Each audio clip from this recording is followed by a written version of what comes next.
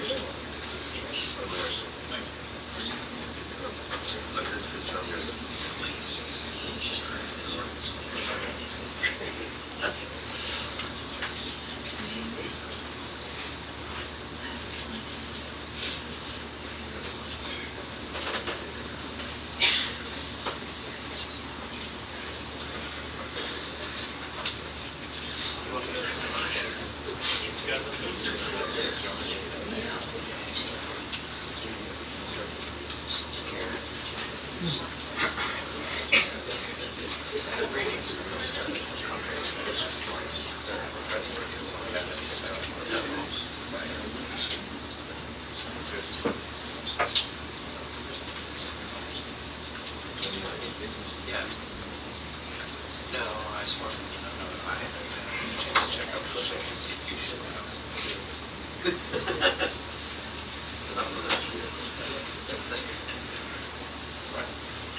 let her know that now you're not. If they want to send someone else, just to let me know. Otherwise, I need to change my plan. All right. 2-minute warning. We have a 2-minute warning. 2-minute warning. ABC, 2-minute warning. That's a 2-minute warning to the president. Yep.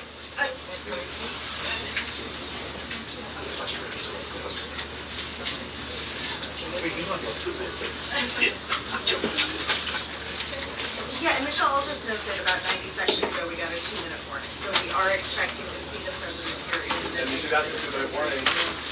pretty soon. Yes, we have a Um, 1 minute. I'm on your idea. I will, yeah, so I will say that, you know, in a disaster, in a tragedy, That's all I'm going to say then, okay? leaders rise above whatever else they might be arguing about or disagreeing over. We saw this out in California with the wildfires, even though there were dramatic disagreements about even the facts of why water was unavailable. You still saw the president and members of Congress from opposing parties agreeing that they wanted to work together and do everything they could to help people who've been affected by those fires. And you have the same thing here, where there are multiple jurisdictions in what we call the DMV, DC, Maryland, and Virginia, federal government, DC government, Virginia, Maryland. They were all involved in search and rescue efforts and ultimately now recovery efforts. And working together. You had senators from, Republican senators from Kansas at the same press conference as Democratic senators from Virginia. And so coming together around this. And we're expecting President Trump to come into this room and deliver a message to the American people as the President of the United States, the President for all Americans and Americans. Sure, so we are expecting the President to walk event. out there to the briefing room any moment now. It'll be his first time behind this podium since taking office for the second time. We anticipate he will be joined by others. The Secretary of Defense has arrived here at the White House as well. Back to you, Tony.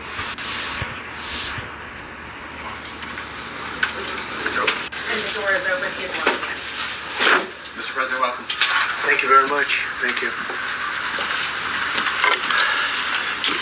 I'd like to request a moment of silence for the victims and their families, please.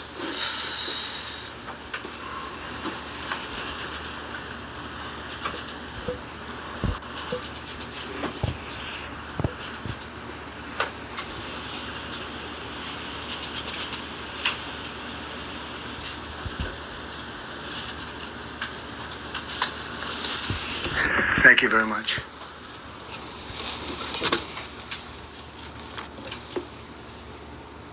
I speak to you this morning in an hour of anguish for our nation.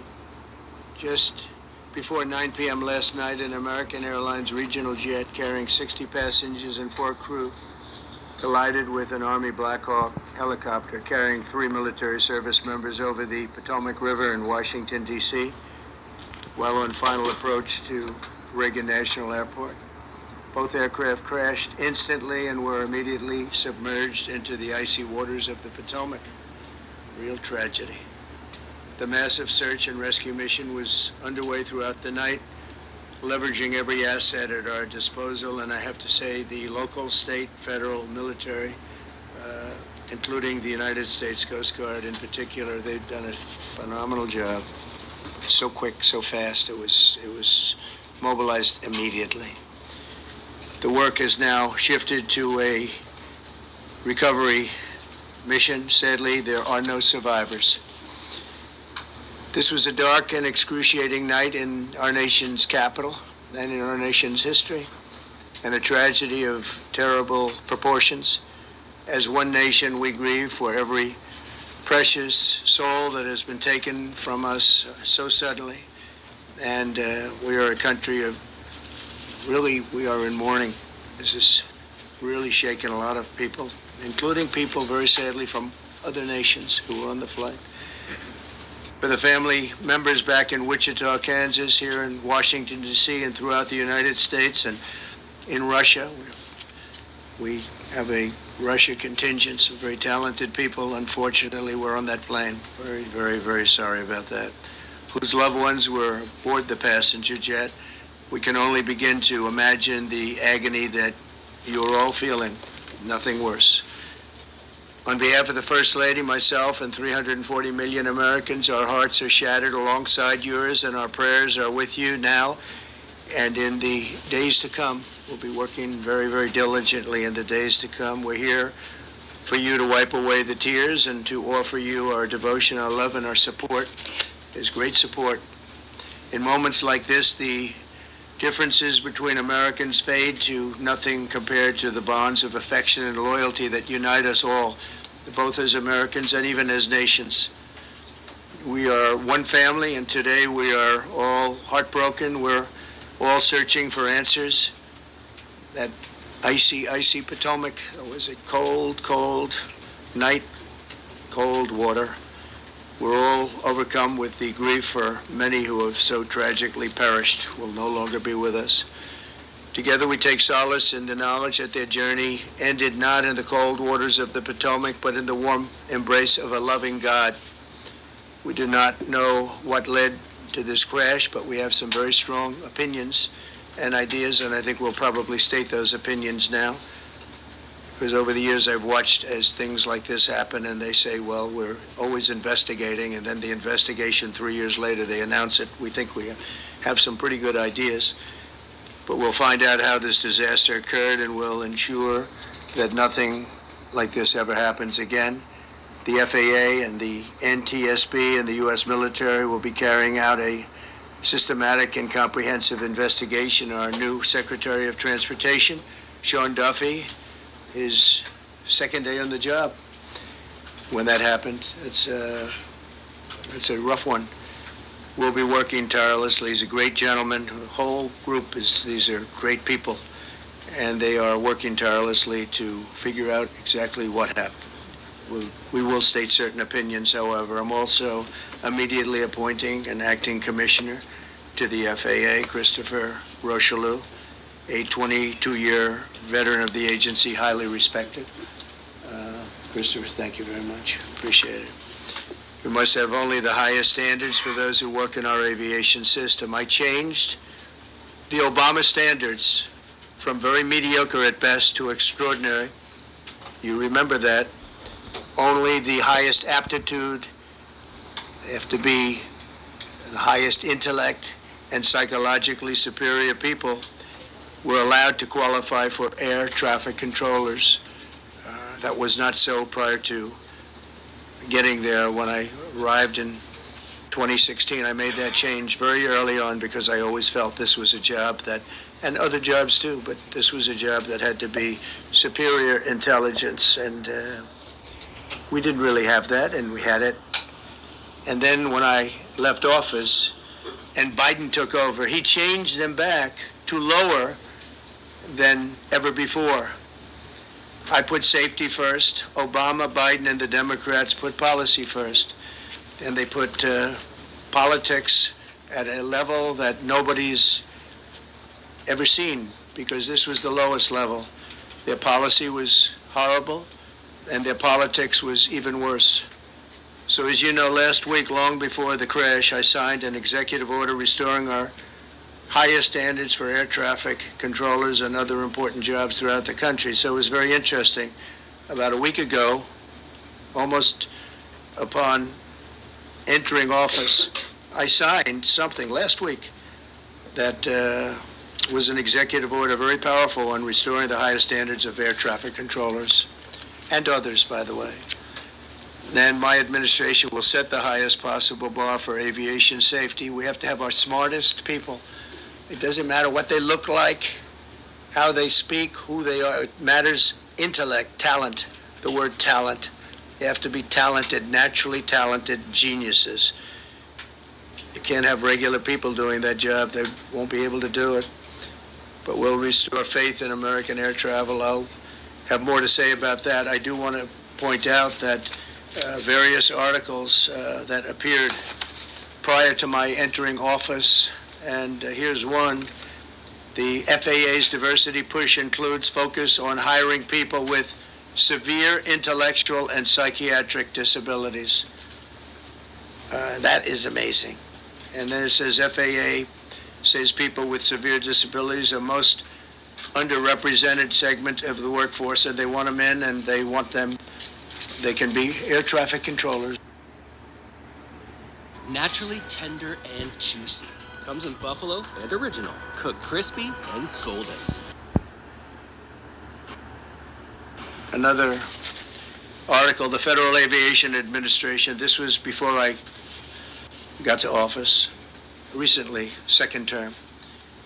The FAA is actively recruiting workers who suffer severe intellectual disabilities, psychiatric problems, and other mental and physical conditions under a diversity and inclusion hiring initiative spelled out on the agency's website. Can you imagine? These are people that are, actually their lives are shortened because of the stress that they have. Brilliant people have to be in those positions, and their lives are actually shortened, very substantially shortened, because of the stress, where you have many, many planes coming into one target, and you need a very special talent and a very special genius to be able to do it. Targeted disabilities are those disabilities that the federal government, as a matter of policy, has identified for special emphasis in recruitment and hiring. The FAA's website states they include hearing, vision, missing extremities, partial paralysis, complete paralysis, epilepsy, severe intellectual disability, psychiatric disability, and dwarfism all qualify for the position of a controller of airplanes pouring into our country, pouring into a little spot, a little dot on the map, a little runway. The initiative is part of the FAA's diversity and inclusion hiring plan. Think of that. The initiative is part of the FAA's diversity and inclusion hiring plan, which says diversity is integral to achieving FAA's mission of ensuring safe and efficient travel. I don't think so. I think it's just the opposite. The FAA website shows that the agency's guidance on diversity hiring were last updated on March 23rd of 22. They wanted to make it even more so. And then I came in, and I assume maybe this is the reason. The FAA, which is overseen by Secretary Pete Buttigieg, A real winner. That guy's a real winner. Do you know how badly everything's run since he's run this Department of Transportation? He's a disaster. He was a disaster as a mayor. He ran his city into the ground, and he's a disaster now. He's just got a good line of bullshit. The Department of Transportation, his government agency charged with regulating civil aviation. Well, he runs it, 45,000 people, and he's run it right into the ground with his diversity. So I had to say that it's terrible. Then it's a group within the FAA, another story, determined that the workforce was too white, that they had concerted efforts to get the administration to change that and to change it immediately. This was in the Obama administration just prior to my getting there. And we took care of African Americans, Hispanic Americans. We took care of everybody at levels that nobody's ever seen before. It's one of the reasons I won. But they actually came out with a directive, too white. And we want the people that are competent. But now we mourn and we pray, and would like to ask all Americans to join me in a moment of silence as we ask God to watch over those who have lost their lives and bring comfort to the loved ones. And I just want to say God bless everyone in this room. This has been a terrible, very short period of time. We'll get to the bottom of it. So we all saw the same thing. We've seen it many times. I've had the honor of hearing tapes. Tapes are scary, very scary tapes. You had a airliner coming in, American Airlines. He was doing everything right. He was on track. He was the same track as everybody else. They came in. It's probably the same track as they've had for 25 years or more. He's coming in the path. And for some reason, he had a helicopter that was at the same height, obviously when they hit, but pretty much the same height, and going at an angle that was unbelievably bad.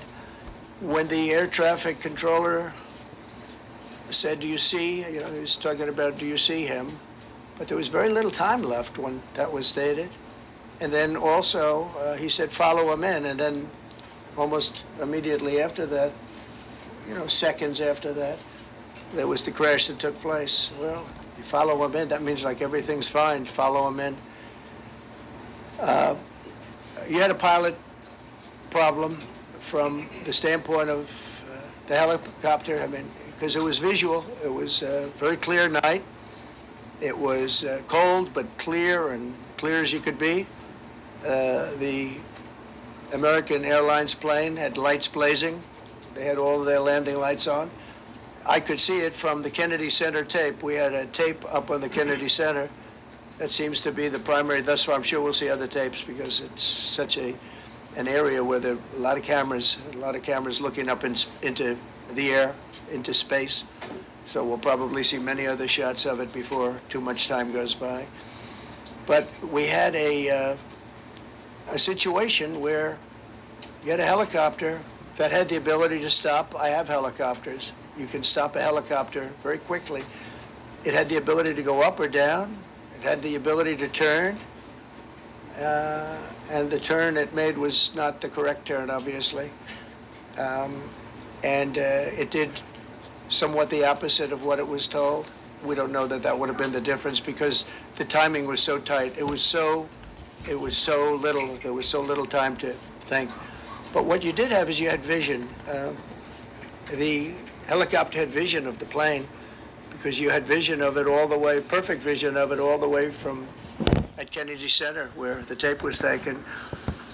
And for some reason, there weren't adjustments made. Again, you could have slowed down the helicopter substantially. You could have stopped the helicopter. You could have gone up. You could have gone down. You could have gone straight up, straight down. You could have turned. You could have done a million different maneuvers. For some reason, it just kept going and then made a slight turn at the very end, and by that time it was too late. They shouldn't have been at the same height, because if it was at the same height, you could have gone under it or over it, and nobody realized, or they didn't say that it's at the same height. at the same height, still wouldn't have been great, but you would have missed it by quite a bit. Could have been 1,000 feet higher, it could have been 200 feet lower, but it was exactly at the same height, and somebody should have been able to point that out. So all of this is going to be studied, but it just seems to me, from a couple of words that I like to use, the words common sense, some really bad things happened, and some things happened that shouldn't have happened. So you had a helicopter going in an identical direction. You had a helicopter that was at the exact same height as somebody going in essentially the opposite direction. You had a plane that was following a track, which is a track that every other plane followed. And I don't imagine, I know I've heard today that they might have been following the preceding plane, which was pretty close, but not that close, the preceding plane. But you wouldn't have even been able to see that because of the direction that the helicopter was coming in at. So you had a confluence of bad decisions that were made, and you have people that lost their lives, violently lost their lives. We're going to take a few questions. I'd like to ask our new Secretary of Transportation to say a few words. Sean Duffy, great gentleman, just started. It's not your fault, and I know you agree with me very strongly on intellect and even psychological well-being of the air traffic controller. It's such an important position, and I think I can't emphasize stronger.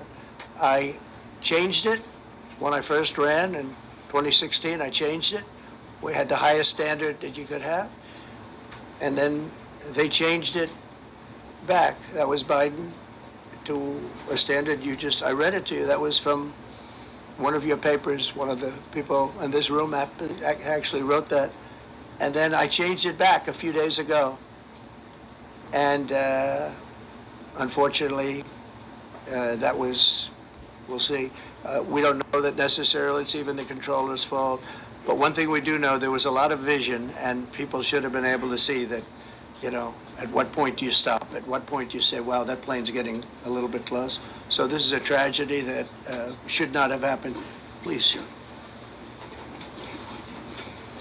Thank you, Mr. President. And I would just note the President's leadership has been remarkable during this crisis. We've had a whole of government response, local, state, federal, and when you see that kind of cooperation, it begins with the leadership in this body. So thank you for that, Mr. President. You make our jobs a lot easier. You made an important point that when we deal with safety, we can only accept the best and the brightest in positions of safety that impact the lives of our loved ones, our family members. And I think you make a really important point on that, Mr. President. That is the motto of your presidency, the best and the brightest, the most intelligent coming into these spaces. I want to take a moment and extend my condolences to the families of the loved ones. We commit to them that we are going to get to the bottom of this investigation, not in 3 years, not in 4 years, but as quickly as possible, with the NTSB, who is here today, as well as the FAA. What happened yesterday shouldn't have happened. It should not have happened. And when Americans take off in airplanes, they should expect to land at their destination. That didn't happen yesterday. That's unacceptable. And so we will not accept excuses. We will not accept passing the buck. We are going to take responsibility at the Department of Transportation and the FAA to make sure we have the reforms that have been dictated by President Trump in place to make sure that these mistakes do not happen again. And again, I want to thank you for your leadership, Mr. President, and I appreciate the confidence you placed in me. Thank you. Pete, would you like to say something? Well, thank you, Mr. President. Again, I want to echo what the Transportation Secretary said about your leadership. From the moment we found out about this, we were in contact with the White House trying to determine exactly what happened. I would echo it as well. No excuses. We're going to get to the bottom of this. We first and foremost, from the Defense Department, want to pass our condolences to the 64 soldiers. With Crypto.com Sports, you can make your predictions about the big game. Trade on the outcome using dollars or crypto. Young captain, Staff Sergeant and CW2, Chief Warrant Officer, on a routine annual retraining of night flights on a standard corridor for a continuity of government mission. The military does dangerous things, it does routine things on the regular basis. Tragically, last night, a mistake was made, and I think the President is right. There was some sort of an elevation issue that we have immediately begun investigating at the DoD and Army level. Army CID is on the ground investigating. Top-tier aviation assets inside the DoD are investigating, sir, to get to the bottom of it so that it does not happen again, because it's absolutely unacceptable. But I want to echo what the Transportation Secretary and you, Mr. President, said, because it pertains to the DoD as well. We will have the best and brightest in every position possible. As you said in your inaugural, it is colorblind and merit-based. The best leaders possible, whether it's flying Black Hawks and flying airplanes, leading platoons, or in government. The era of DEI is gone at the Defense Department, and we need the best and brightest, whether it's in our air traffic control, or whether it's in our generals, or whether it's throughout government. So thank you for your leadership and courage on that, sir, and we'll stand by you on it. Thank you. JD, please. Well, thank you, Mr. President, for your leadership. I just want to reemphasize something the President said, and you've heard from the Secretary of Transportation and of Defense. There really was a whole of government response. We were all on the phone. We were all communicating yesterday, trying to get to the bottom of this immediately, but also try to communicate with the American people about what happened. Something the President said that I think bears reemphasizing, which is that when you don't have the best standards in who you're hiring, it means, on the one hand, you're not getting the best people in government, but on the other hand, it puts stresses on the people who are already there. And I think that is a core part of what President Trump is going to bring and has already brought to Washington, D.C., is we want to hire the best people because we want the best people at air traffic control, and we want to make sure we have enough people at air traffic control who are actually competent to do the job. If you go back to just some of the headlines over the past 10 years, you have many hundreds of people suing the government because they would like to be air traffic controllers, but they were turned away because of the color of their skin. That policy ends under Donald Trump's leadership because safety is the first priority of our aviation industry. Thank you, Mr. President. Mr. President, on DEI and the claims that you've made, are you saying this crash was somehow caused and the result of diversity hiring? And what evidence have you seen to support these claims? It just could have been. We have a high standard. We've had a much higher standard than anybody else. And there are things where you have to go by brain power, you have to go by psychological quality, and psychological quality is a very important element of it. These are various very powerful tests that we put to use, and they were terminated by Biden, and Biden went by a standard that's the exact opposite. So we don't know, but we do know that you had two planes at the same level. You had a helicopter and a plane. That shouldn't have happened, and we'll see. We're going to look into that, and we're going to see. But certainly for an air traffic controller, we want the brightest, the smartest, the sharpest. We want somebody that's psychologically superior, and that's what we're going to have. Yeah. Mr. President. Yeah, please, go ahead. Mr. President, you mentioned at the top of the briefing that there were several Russian nationals on the flight. Yes. Will the U.S. government be willing to facilitate the transfer of their remains, considering the fact there is no direct air travel between the two countries? We've already been in contact with Russia, and the answer is yes, we will facilitate. Yes. Please, go ahead. Thank you, Mr. President. The situation in the Democratic Republic of the Congo is getting worse, even though President John Lorenzo has been mediating the conflict between Rwanda and the Democratic Republic of the Congo because he wants to bring peace and stability. The situation is really bad right now. I want to hear from Ms. President if you have any plan in the future to bring peace in the Democratic Republic of the Congo. You're asking me a question about Rwanda, and it is a very serious problem, I agree, but I don't think it's appropriate right now to talk about it, but it is a very serious problem. We don't even yet know the names of the 67 people who were killed, and you are blaming Democrats and DEI policies and air traffic control and seemingly the member of the U.S. military who was flying that Black Hawk helicopter. Don't you think you're getting ahead of the investigation right now? No, I don't think so at all. I don't think with the names of the people, you mean the names of the people that are on the plane? You think that's going to make a difference? Does it comfort their families? They are a group of people that have lost their lives. If you want a list of the names, we can give you that. We'll be giving that very soon. We're in coordination with American Airlines. We're in coordination very strongly, obviously, with the military. But I think that's not a very smart question. I'm surprised coming from you. Please.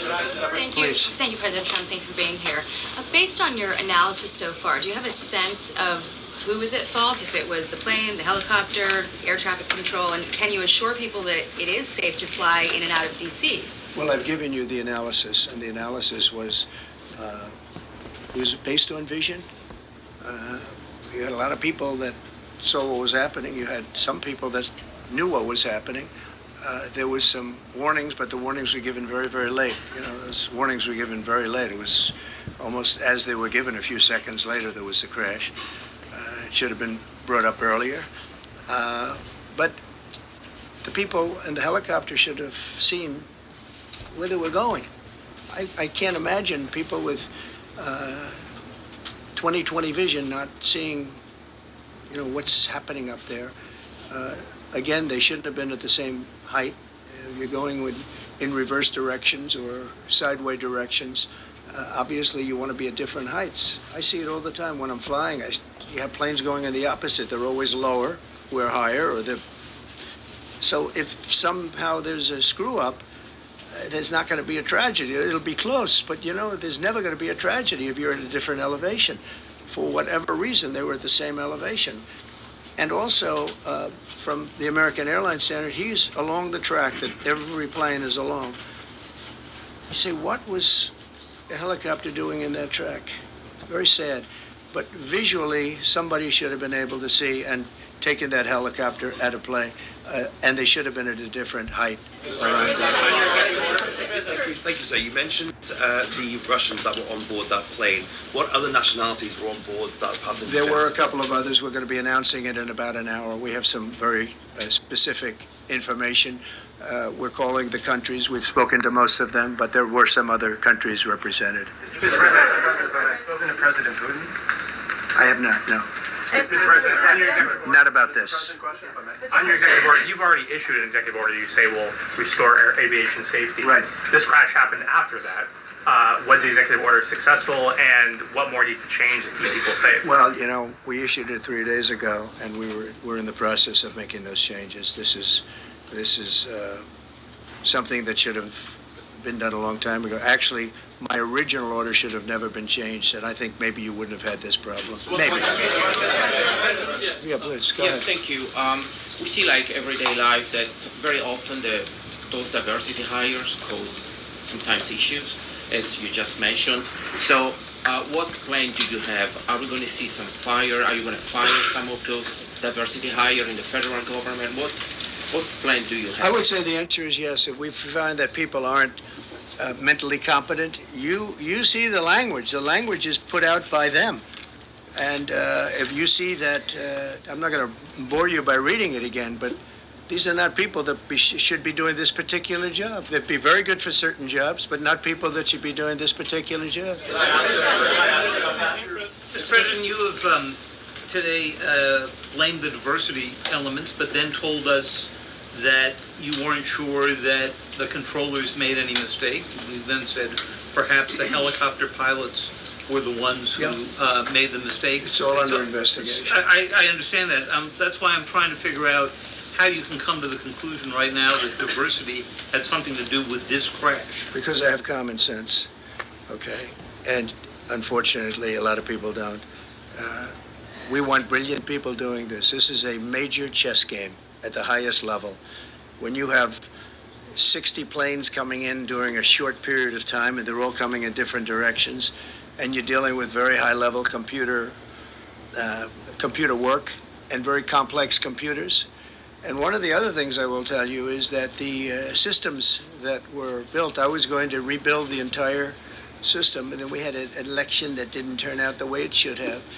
But they didn't build the systems properly. They spent a lot of money renovating a system, spending much more money than they would have spent if they bought a new system for air traffic controllers, meaning the computerized systems. There are certain companies that do a very good job. They didn't use those companies. They used companies that should not have been doing it. No, I think it's very important to understand that for some jobs, and not only this, but air traffic controllers, they have to be at the highest level of genius. Okay. I want to ask you about the ice skaters in a moment because the U.S. Ice Skating Committee was affected. But first, if I can, the cited FAA text that you read is real, but the implication that this policy is new or that it stems from efforts that began under President Biden or the Transportation Secretary Pete Buttigieg is demonstrably false. It's been on the FAA's website. You? No, it's on the website, the FAA's website. It was there in 2013. It was there for the entirety. What I read. It was there for the entirety of your administration too. So my question is, why didn't you change the policy during your first administration? I did change it. I changed the Obama policy, and we had a very good policy. And then Biden came in, and he changed it.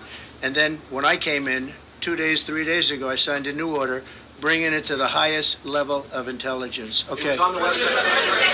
Please. Quiet. Welcome back to the. I'm sorry.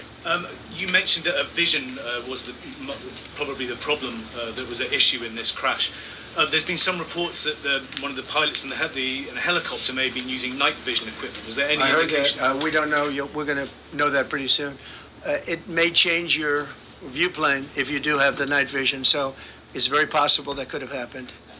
That would be maybe a reason why you wouldn't actually see as well as on a clear night. You can see sometimes better without it. I have a couple of more.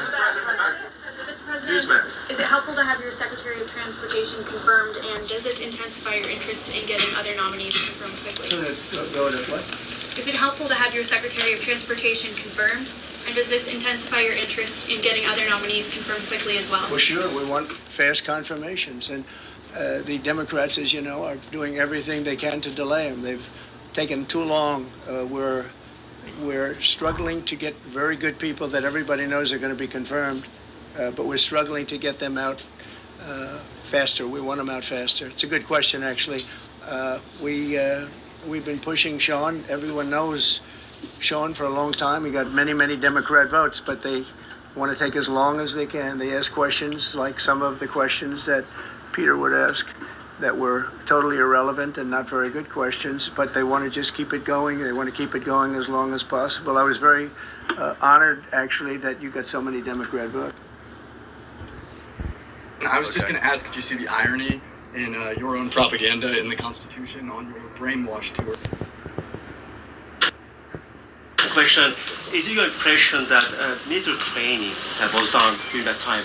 The what? The training that the helicopter was involved in. Is it anything you can tell us about? You don't know. These are the things that will come up with the investigation. You don't know, but the helicopter obviously was in the wrong place at the wrong time, and a tragedy occurred. Please. Thank you, Mr. President. I've got a question about the. No, go ahead, please. Thank you, Mr. President. You've been critical of the current regulations, and you've called for big reforms at FAA. I'm curious, sir. I made the reforms, actually. What is your message? 3 days ago, I made them. Yes, sir. What is your message then to the American public in the weeks and months ahead? Should they feel hesitant to fly? And if you could clarify perhaps something that the Defense Secretary said when he said that this helicopter was on a continuity of government mission? I don't know what that refers to, but they were practicing. They do that. They call it practicing, and they were. And that's something that should be done. It's only continuity in the sense that we want to have very good people, and that has to be in continuity, and that's what they refer to. But it was basically practice, and it was a practice that worked out very, very badly. Okay? On his question, the first question, should people be hesitant to fly right now? No, not at all. I've not hesitated to fly. This is something that it's been many years that something like this has happened. And the collision is just something that we don't expect ever to happen again. We are going to have the highest level people we've already hired. Some of the people that you've already hired for that position, long before we knew about this, long before, from the time I came in, we started going out and getting the best people, because I said it's not appropriate what they're doing. I think it's a tremendous mistake. You know, they like to do things and they like to take them too far, and this is sometimes what ends up happening. Now, with that, I'm not blaming the controller. I'm saying there are things that you could question, like the height of the helicopter and the height of the plane being at the same level and going in opposite directions. It's not a positive. But no, we're already hiring people. No, flying is very safe. We have the safest flying anywhere in the world, and we'll keep it that way. Thank you all very much. Thank you very much.